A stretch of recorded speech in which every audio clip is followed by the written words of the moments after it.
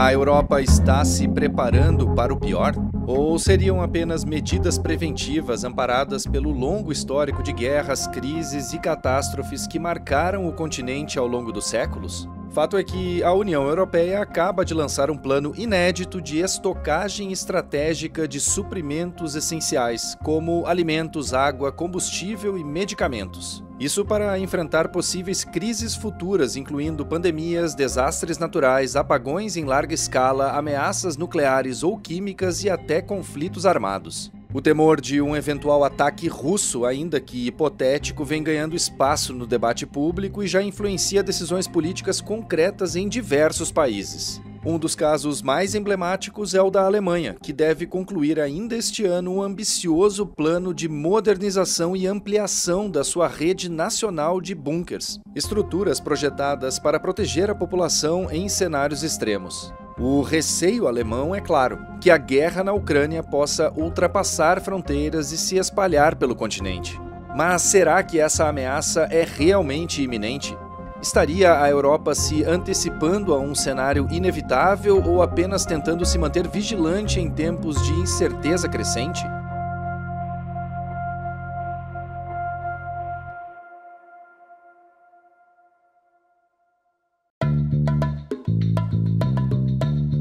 E está no ar o DW Revista, podcast produzido pela redação brasileira da DW e publicado todas as sextas-feiras no YouTube e em plataformas de áudio como Spotify, Deezer, iTunes, Google Home e Alexa. Eu sou o Guilherme Becker, diretamente de Bonn, na Alemanha, e nesta edição eu converso com o meu colega de DW, o repórter e editor Jean Albert Struck.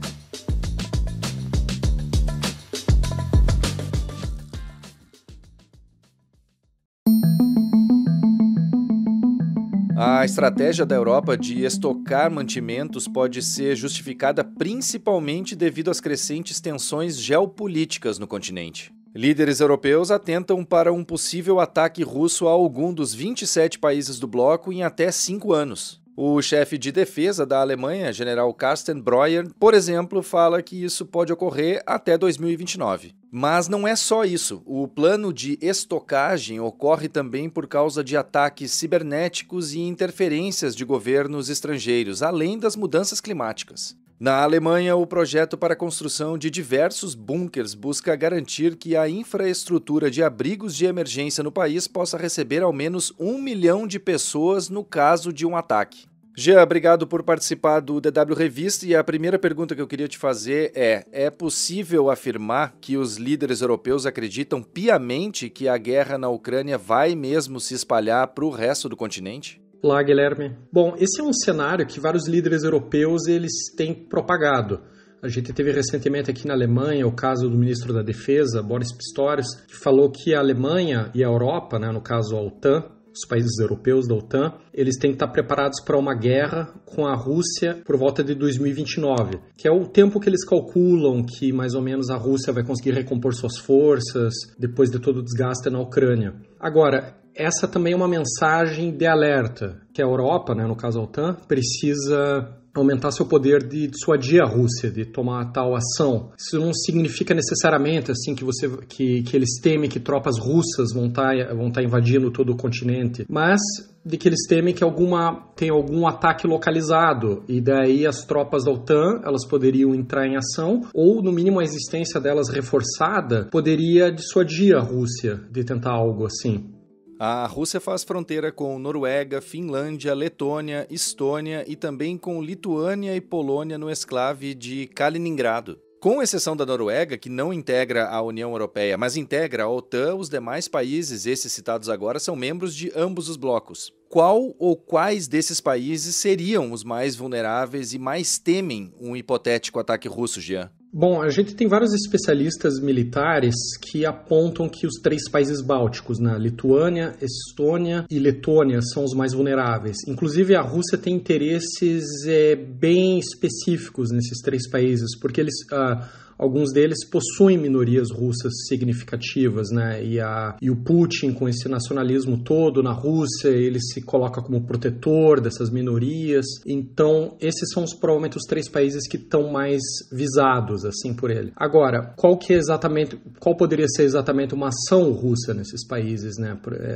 Se teme muito, como eu já disse, ações de sabotagem, de guerra cibernética, coisas que podem mirar a infraestrutura e o funcionamento desses países, né? Bom, um ataque russo exigiria uma resposta da OTAN, justamente em um momento em que os Estados Unidos, sob o comando de Donald Trump, não parecem muito dispostos a resguardar as fronteiras da aliança. De qualquer forma, caso um país membro da OTAN seja atacado, todos os outros devem entrar no conflito. E aí eu te pergunto, Jean, existe o risco de os Estados Unidos se eximirem de ações concretas neste caso? Isso, Guilherme, como você apontou, né? A pedra fundamental da OTAN é que se um membro for atacado, ele pode acionar, né, um mecanismo da aliança em que todos os membros têm que tomar ações para ajudar esse membro atacado, né? Isso já foi acionado uma vez, por exemplo, né, quando a gente teve a guerra, os ataques terroristas de 11 de setembro, né? E daí os Estados Unidos foi atuar no Afeganistão, outros membros da aliança vieram. Agora, desde a ascensão do Donald Trump, agora já no segundo mandato, né, tem o temor de que os Estados Unidos, que são de longe o país mais rico, mais poderoso, que fornece boa parte do material de defesa para os outros membros da aliança,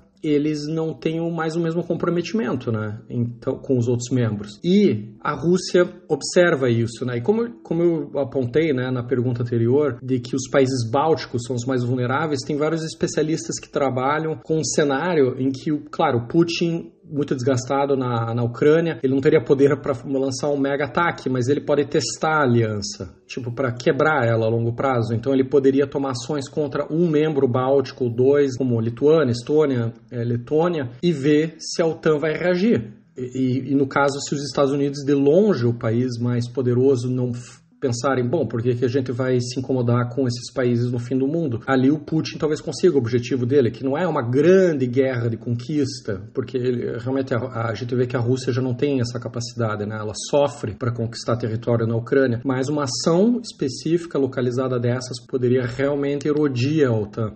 No caso da Alemanha, a construção de sistemas de bunkers caracteriza uma reviravolta em relação às décadas passadas, quando o país se manteve sem um exército imponente que agora deve receber cada vez mais investimentos. O que muda com esse novo sistema de bunkers em relação aos bunkers que já existem na Alemanha? Sim, Guilherme, a gente tem visto no último ano vários membros do governo, inclusive do governo anterior, do ex-chanceler Scholz, falando em reativar a antiga rede de bunkers da Alemanha, né? São bunkers, boa parte deles da Guerra Fria, alguns da Segunda Guerra Mundial remodelados. Só que nos anos 90, com o fim da Guerra Fria, boa parte dessa infraestrutura realmente caiu em desuso. Não teve mais investimento nelas, então, por exemplo, existem cerca de 2.000 bunkers na Alemanha, mas 500 constam oficialmente, cerca de 500 constam oficialmente como ativos, mas mesmo especialistas falam que mesmo esses 500 e pouco não estão prontos para uso. Então a gente tem ministros da Alemanha, o ministro da Prevenção de Desastres falando em reativar eles, expandir ou encontrar formas mais baratas de expandir essa rede, como aproveitando infraestrutura de metrô, mas a gente ainda está muito longe disso, assim, eles ainda estão falando em criar um app de telefone para as pessoas encontrarem esses bunkers, mas exatamente qual a mensagem disso? Porque na Alemanha se teme ataques cibernéticos, como a gente já disse, ataques à infraestrutura, atos de sabotagem, então, e também eles veem a Alemanha, como no caso, se tivesse um ataque russo no leste europeu, a Alemanha seria um hub logístico que concentraria tropas da OTAN, como já acontece, a gente tem bases americanas na Alemanha há décadas, né? Então essa infraestrutura do bunkers, assim, poderia, claro, né, ser usada pela população civil, mas também seria usada por essa infraestrutura militar, assim, para apoiar ela. Então são planos diversos sobre isso. De qualquer forma, se a gente pensar na defesa civil, a infraestrutura é muito pequena, assim.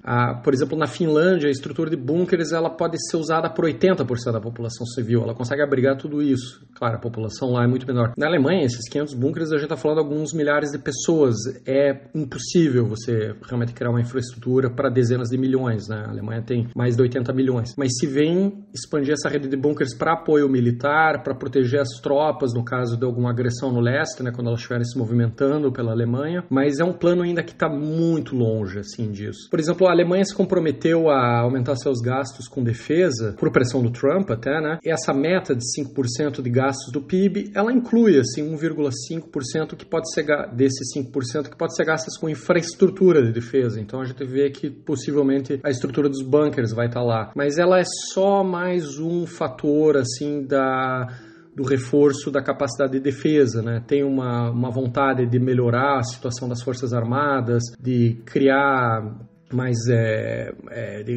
voltar a fabricar armas na Alemanha. Então é só parte de um plano.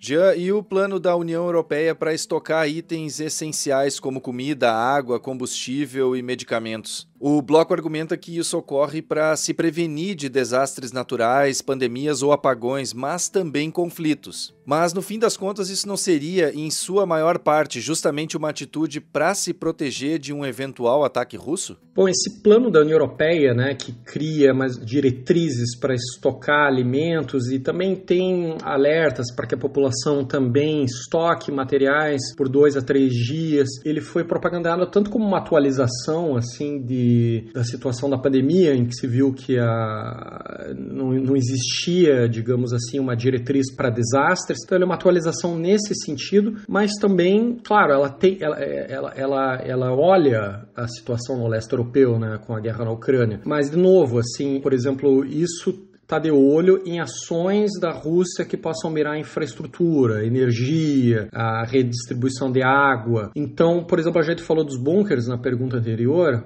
Se fala muito em geradores também na Alemanha, de expandir uma rede de geradores de emergência. Então é uma coisa geral, assim, uma atualização que tem em vista essa situação da Rússia, mas também um plano, para ter algum tipo de plano nesse tipo de situação, porque se viu que na pandemia não existia isso, então foi pego de surpresa. Líderes europeus, eles tentam não vender isso como uma coisa alarmista, como a fala como uma atualização, mas claro, é claramente influenciado por isso, pela situação no leste europeu.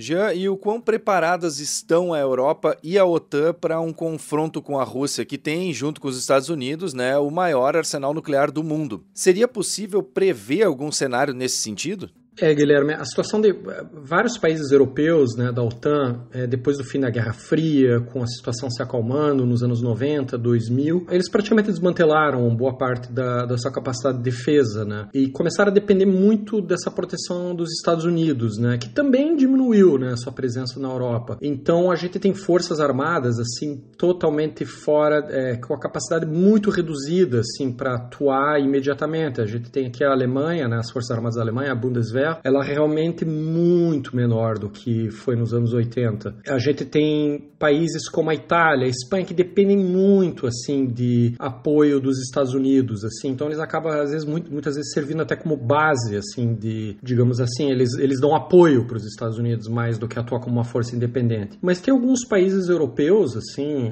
como a França. A França, ela tem um histórico curioso dentro da Europa, né? Porque ela é membro da OTAN, mas por muitos anos ela não fez parte do Comando Unificado da OTAN, porque ela queria ter uma postura independente em relação aos Estados Unidos. Isso remonta aos anos 60. Então ela tem o seu próprio arsenal nuclear, independente dos Estados Unidos. Ela é o único país fora dos Estados Unidos que tem o seu próprio porta-aviões nuclear.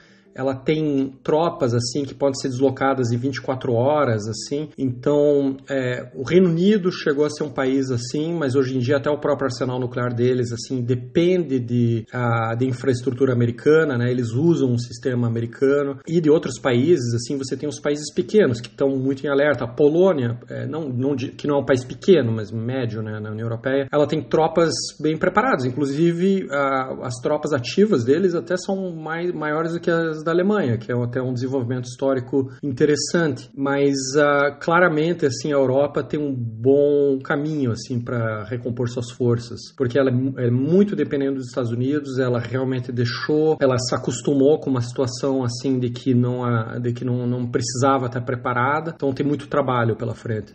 Bom, e para finalizar, eu queria te perguntar o quão preparada está a Alemanha e como é essa tensa sensação de que uma guerra pode estar se aproximando, especialmente para um país que, a gente sabe, sofreu muito com guerras em toda a sua história, né? Há algo de diferente no ar na Alemanha deste e dos últimos anos? Guilherme, claro, a Alemanha tem um passado trágico, complexo e de culpa, assim, com relação à última guerra, né? Então, o país, assim, ser digamos assim, uma potência militar ou investir muito mais em defesa é sempre uma questão muito, muito complexa. Então, por exemplo, essa expansão anunciada de gastos com defesa, ela não seria algo inédito, assim. Você tinha, nos anos 80, a Alemanha Ocidental investia muito em defesa, você tinha a Alemanha Oriental, que tinha um exército também muito considerável, assim. Mas, de fato, nos anos 90 e 2000, a Alemanha reunificada, né, começou a gastar muito menos. E é um assunto que gera debate aqui. Existe uma fatia da população que não necessariamente vê a Rússia como uma ameaça, então tem muito, ou uma ameaça para a Alemanha, no caso, né? Então, esses maiores gastos com defesa geram oposição em algumas fatias, mas também a Alemanha tem compromissos, né, com a OTAN, de gastar mais com outros parceiros. E sobre o clima, bom, existem pessoas assim que temem guerra. A gente vê que nos últimos anos aumentou assim a procura por bunkers particulares. Tem empresas assim que estão faturando com isso, construindo para residências, para particulares. Então, não é um clima de guerra, é um clima de tensão, né, com a Rússia, né, que claramente é um fator de desestabilização assim agora na Europa Oriental, né. Mas esse tipo de debate aqui na Alemanha ele sempre existiu, né, independente até da situação na Rússia. Então, esse debate de qual o papel militar que a Alemanha quer ter para si, ele é uma coisa que tem raízes muito profundas, né, que remontam à Segunda Guerra.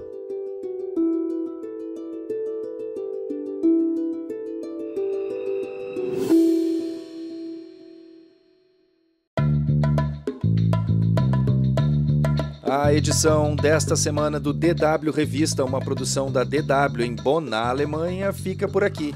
Fica aqui também meu muito obrigado ao Jean Albert Struck pelas informações e análises compartilhadas neste episódio. Mais conteúdos você encontra no nosso site dw.com/Brasil e também no canal da DW Brasil no YouTube. A produção, apresentação e edição técnica são minhas, Guilherme Becker. A revisão final e a coordenação são do Rafael Plezan. O DW Revista volta na sexta-feira que vem. Obrigado por acompanhar a gente e um bom final de semana.